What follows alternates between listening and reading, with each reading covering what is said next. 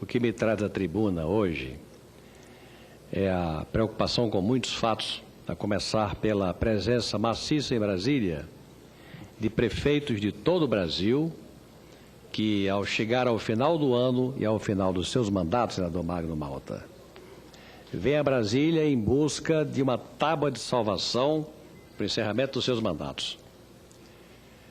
A crise que se abateu decorrente da queda do PIB, o PIB de 2010 cresceu 7,5%, 2011 1,5%, 1,7%, e a crise em 2012 está esboçada.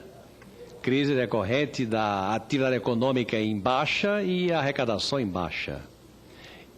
E os prefeitos dos municípios tiveram queda e coice, porque para segurar o consumo, o governo deu incentivos, por exemplo, no IPI dos automóveis da linha branca, que é um tiro na testa do Fundo de Participação. É a diminuição do IPI, que é um dos componentes ao lado do Imposto de Renda, do Fundo de Participação, que é a principal renda dos municípios mais pobres do Brasil. Então, para combater a crise que implica em desemprego, o governo aplica um remédio que é fel puro, veneno puro para os municípios, os mais pobres principalmente, que estão aqui em busca daquilo que outros governos do PT fizeram. Um adjutório para, se o governo adotou um remédio que foi bom para manter o emprego das montadoras de automóveis ou da construção civil, foi muito ruim para as finanças municipais e os municípios, os prefeitos, é que sustentam a educação, a saúde, o dia a dia do cidadão que mora no município. Então, eles estão em busca de uma compensação, em busca daquilo que já lhes foi dado e que não pode lhes ser negado, porque aquilo que já lhes foi dado, no momento menos difícil do que o de hoje, não pode lhes ser negado. Então, eles estão aqui para fazer um amplo movimento e esperam que a presidente da República, Dilma Rousseff, os atenda como Lula os recebeu. E que acolha o pleito deles como Lula acolheu, a não ser que o governo do PT tenha falido. E talvez esta seja a minha maior preocupação. Senhor presidente, deixa eu fazer aqui uma observação rápida, porque os caminhos da pátria passam pela terra de cada um de nós e os caminhos do mundo passam pela terra da gente. E aquilo que acontece na Europa termina acontecendo no Brasil, o que se passa na Ásia termina se passando nos Estados Unidos. O mundo é uma aldeia global. E os séculos se repetem e os fenômenos se repetem. Senhor presidente, há séculos atrás, a Grécia foi, se não o centro do mundo, foi um dos polos do mundo, principalmente pela sua cultura. Depois o tempo passou e a Grécia compôs ao lado da Turquia o Império Otomano, onde a Turquia comandava. E a Grécia já não era mais proeminente como foi num dado momento. E passou a ser, digamos, uma espécie de comandado satélite da Turquia, que tinha o poder bélico e que não interessava sufocar a cultura de ninguém, interessava colher os impostos de quem estivesse no Império Otomano sob o seu comando e que deveria pagar o dízimo, era só o que interessava a Turquia. E assim a Grécia sobreviveu, mas no estágio inferior. O tempo passa e a Grécia, que foi um polo do mundo, assistiu na Segunda Guerra Mundial à beligerância na Europa e se posicionou de forma a, passada a Segunda Guerra, a OTAN tratar a Grécia com significação especial por conta da sua situação geográfica. Era o ponto de passagem para a União Soviética, para a Ásia, para a Rússia, e interessava aos aliados que a Grécia estivesse bem com a OTAN ou com os países que ganharam a guerra. E a OTAN passou a generosamente a conceder recursos para a Grécia, recursos que a Grécia não teria normalmente porque a cultura do país não era suficiente àquela arrecadação. E os gregos passaram a viver de uma receita extra que a sua situação geográfica lhes possibilitava. E essa receita habituou a Grécia a gastar o que não tinha. Em seguida, senhor presidente, veio a União Europeia e pela mesma razão, pela situação geográfica, a Grécia que pagava 10% de taxa de juros à época da dracma, passou a dispor de recursos da União Europeia pagando 1% de juros. Encheu-se de dinheiro, fez alguma infraestrutura, os empréstimos foram concedidos, o dinheiro foi gasto e chegou a hora de pagar. E quando chegou a hora de pagar, a Grécia não tinha atividade econômica suficiente para render o dinheiro para pagar os empréstimos da União Europeia. E aconteceu com a Grécia o que está ocorrendo em escala não tão catastrófica com Portugal, com Espanha, com Irlanda, etc.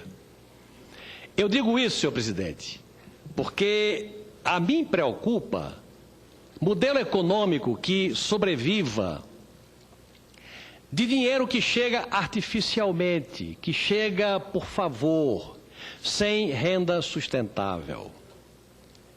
E aí eu entro no nosso país e a minha preocupação, fazendo até uma linkagem com o que está ocorrendo com os prefeitos municipais, que estão pagando a conta de uma administração econômica defeituosa.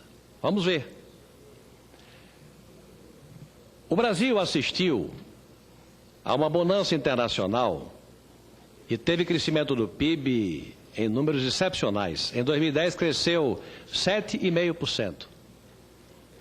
Crescia e tinha como arma para combater a inflação a taxa de juros.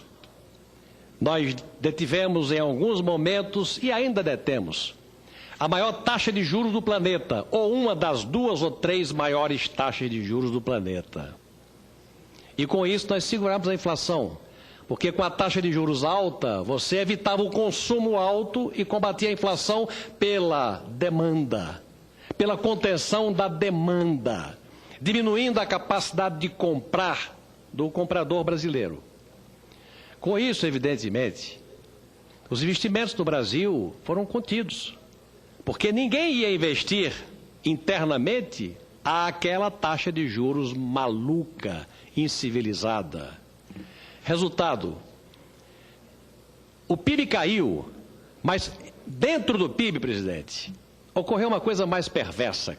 Qualquer nação do mundo, seja Grécia, Irlanda ou Reino Unido, ou Estados Unidos, ou Coreia, ou Japão, ou Indonésia, ou Argentina, ou Peru, ou Colômbia, qualquer país desenvolvido do mundo começa por ser desenvolvido na sua indústria.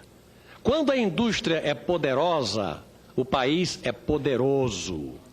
De forma sustentada, é competitivo. Onde mais se mede a competitividade de um país é pela capacidade de produzir o bem industrial e vender na competição internacional.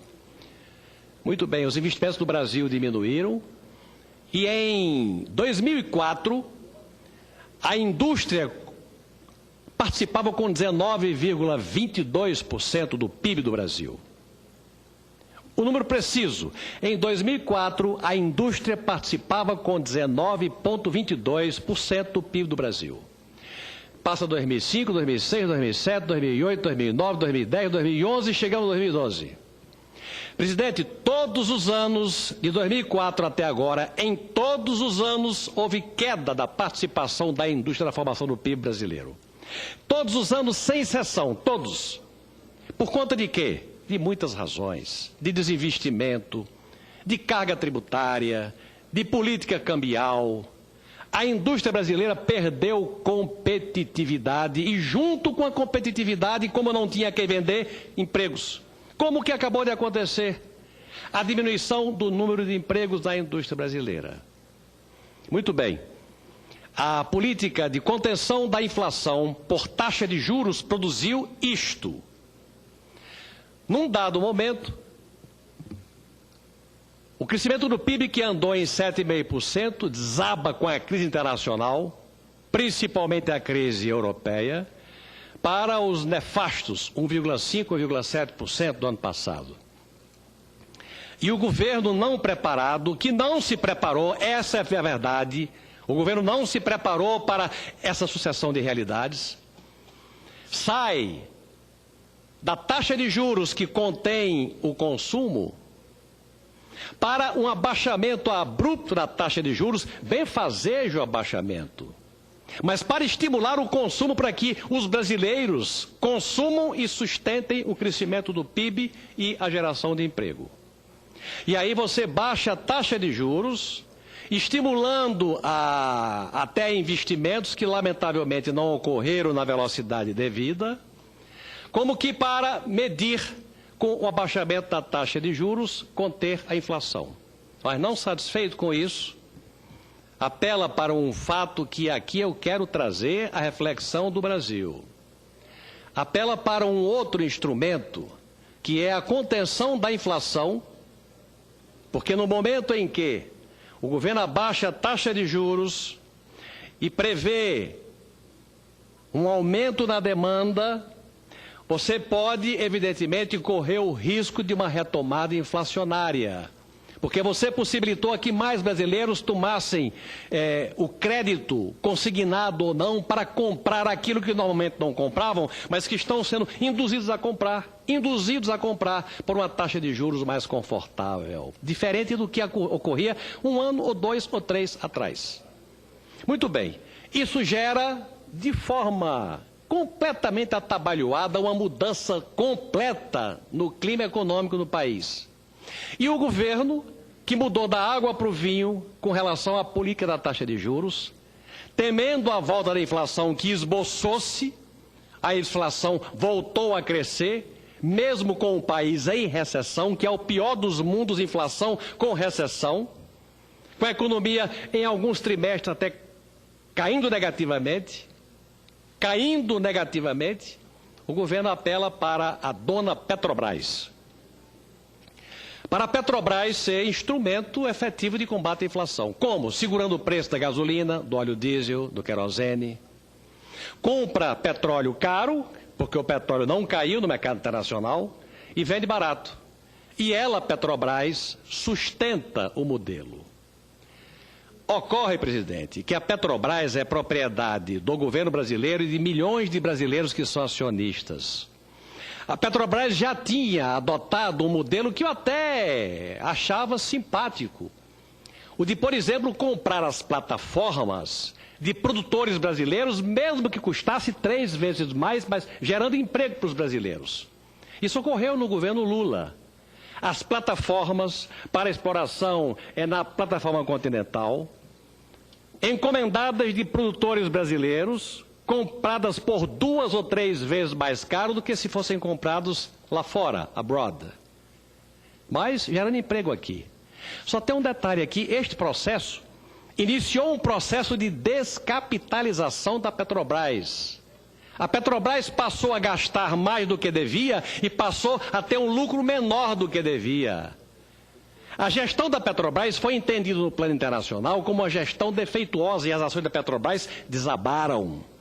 Na cotação internacional da Bolsa de Nova York, as ações da Petrobras desabaram, porque percebeu-se, por essa e por outras, uma má gestão por conta da Petrobras.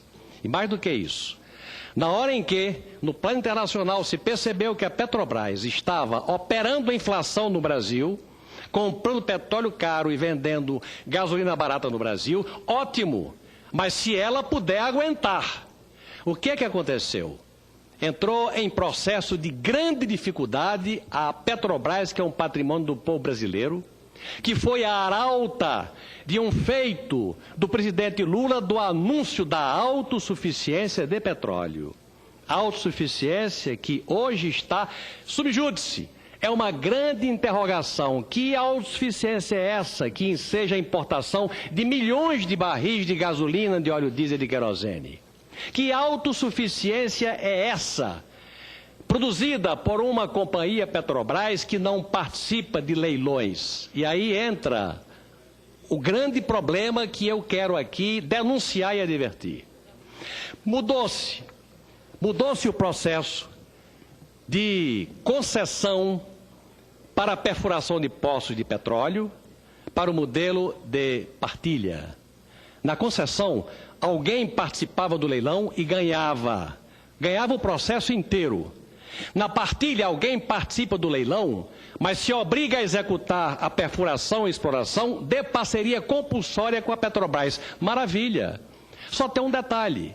É que de plataforma cara em plataforma cara, de litro de gasolina barata contra barril de petróleo caro importado, a Petrobras foi descapitalizando e perdeu a condição de participar como sócia compulsória dos leilões novos para operar, por exemplo, o pré-sal. Resultado, pararam os leilões, porque a Petrobras, que tem que ser sócia compulsória, não tinha dinheiro para participar ao lado de ganhadores privados dos investimentos que o país precisava para manter a autossuficiência. Descapitalizaram a Petrobras num erro de combate à inflação, numa operação defeituosa, num erro de gestão, e levaram o Brasil, que conseguiu, graças a um bom desempenho do passado, a autossuficiência pelo regime de concessão, por um erro na mudança de concessão para partilha, evoluiu para a impossibilidade da Petrobras de participar de leilões. Como a Petrobras não podia participar dos leilões, fecha-se os leilões. Não tem leilão, porque a Petrobras não pode participar. Não teve leilão, não tem exploração de pré-sal, nem tem aumento na produção de petróleo, e o Brasil deu adeus à autossuficiência. Senhor presidente, o quadro real do Brasil é este aí. Eu tenho medo de que aqui aconteça o que está ocorrendo com a Grécia, que não conseguiu reagir aos investimentos. Nós não temos investimentos em infraestrutura, não temos investimentos em infraestrutura que produzam a competitividade da produção brasileira. Não temos investimentos maciços na educação que garanta educação de qualidade para que o brasileiro seja habilitado a produzir um país competitivo. Estamos vivendo dificuldades enquanto os nossos vizinhos, a Colômbia, o Peru, o Chile, nadam de braçada. Presidente, o Brasil foi a bola da vez até 2 anos atrás. A bola da vez aqui nas Américas chama-se México.